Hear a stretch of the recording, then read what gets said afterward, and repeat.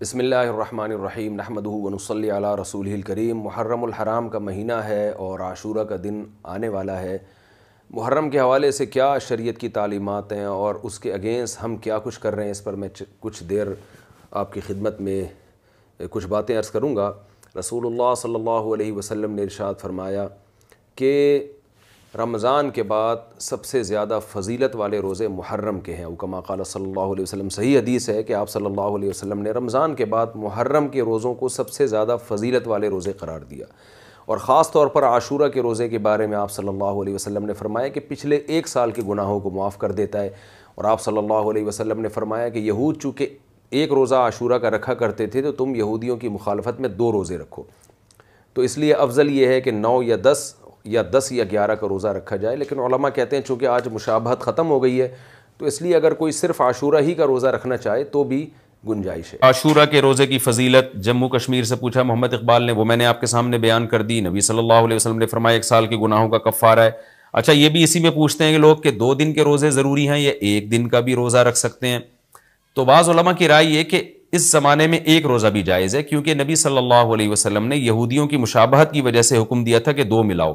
اب یہودی یہ روزہ نہیں رکھتے، جو ہمیں جہاں تک نالج ہے، تو اب چونکہ وہ رکھتے ہی نہیں ہیں، لہذا اب 1 روزہ بھی اگر کوئی رکھ لے تو بھی ٹھیک ہے۔ 2 اچھا ہے، نہیں رکھا جاتا تو 1 بھی رکھ لے تو بھی امید ہے انشاءاللہ ثواب ملے گا۔ اچھا، محرم میں مرثیے سننا اور غم منانا اور رونا، سینہ پیٹنا، نبی صلی اللہ علیہ وسلم نے تو گریبان چاک کرنے والوں پہ لعنت کی ہے۔ بخاری مسلم کی روایتیں موجود ہیں، لیس منا من شق الجیوب، جو گریبان پھاڑتا ہے وہ ہم میں سے نہیں ہے۔ تو یہ سینہ پیٹنا، نوحہ کرنا، نیاحہ پر تو بخاری مسلم کی صحیح احادیث موجود ہیں نوحہ پر کہ یہ حرام ہے، ناجائز ہے، اس لیے ہم اس کو جائز نہیں سمجھتے۔ ہم یہ کہتے ہیں کہ سیدنا حسین ابن علی رضی اللہ تعالیٰ عنہ کی تعلیمات کو فالو کریں۔ آپ تعلیمات تو زیرو ہیں، ہم ان کی تعلیم، ان کی تو اتنی بڑی داڑھی تھی سیدنا حسین ابن علی رضی اللہ تعالیٰ عنہ کی، وہ تو سخی تھے، وہ تو غیرت مند تھے۔ آج ہمارے یہاں سے غیرت ختم ہو گئی ہے، بہنوں کی وراثتیں کھا کے بیٹھے ہوئے ہیں ہم لوگ، اور انہی وراثتوں سے عمرے بھی ہو رہے ہوتے ہیں وراثت کھا کے۔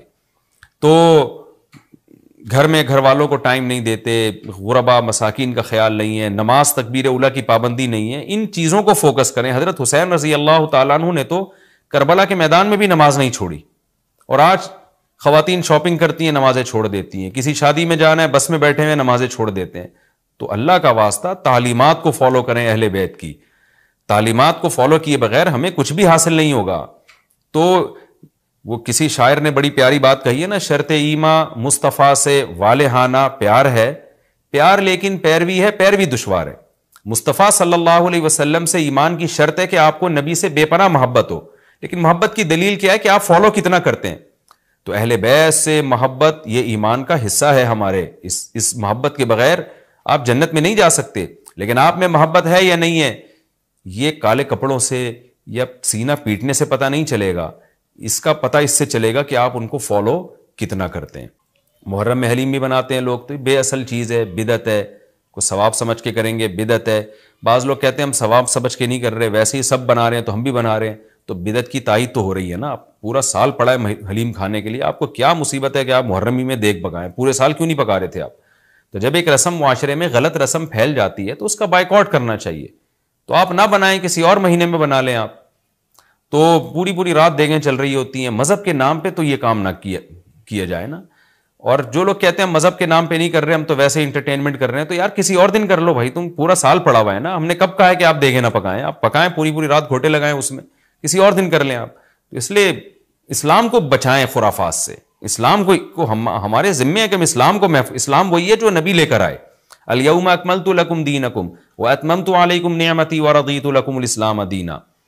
اللہ کہتے ہیں آج کے دن میں نے دین مکمل کر دیا۔ جب یہ آیتیں نبی پہ نازل ہو گئیں تو اس میں حلیم نہیں تھا، محرم کا حلیم، تو دین مکمل ہو چکا، اس کو رہنے دیں آپ۔ اور پھر وہی ہے کہ جب آپ روزہ رکھیں گے تو حلیم کھائیں گے کس وقت؟ رات کو آپ کھائیں گے تو رات کو تو ویسے ہی کم کھانا چاہیے، سونے کے لیے اللہ نے رات بنائی ہے، کھانے پینے کے لیے تھوڑی بنائی ہے رات۔ دن میں آپ نے روزہ رکھنا ہے، تو وہ یہ روزے سے بھی میچ نہیں کر رہا ہے یہ جو حلیم ہے نا۔ اس لیے اس سے اجتناب کریں، ایوائڈ کریں۔ جو گلی کے لونڈے لپاڑے بنا رہے ہوتے ہیں ان کو محبت سے سمجھا دیں، یار اگلے دن بنا لو، باز آ جائے ٹھیک ہے، نہیں تو پھر نکل لیں آپ پتلی گلی سے، الجھے نہیں لوگوں سے۔ تو یہ محرم کے حوالے سے کچھ باتیں تھیں۔ بھائی نبیل بھائی کوئی بات رہ تو نہیں گئی ہے آپ کے ذہن میں ہو تو بتا دیں، تاکہ یہ تو لوگوں نے جو سوال پوچھے تھے اس کے جواب تو میں نے دے دیا. آپ کے ذہن میں بھی کوئی سوال ہو تاکہ ٹاپک کمپلیٹ ہو جائے. محرم میں جھاڑو لگانا جائز ہے؟ جھاڑو سے کیا ہوتا ہے؟ یہ کہہ رہے ہیں وہ لوگ کہتے ہیں محرم میں جھاڑو نہیں لگانی چاہیے.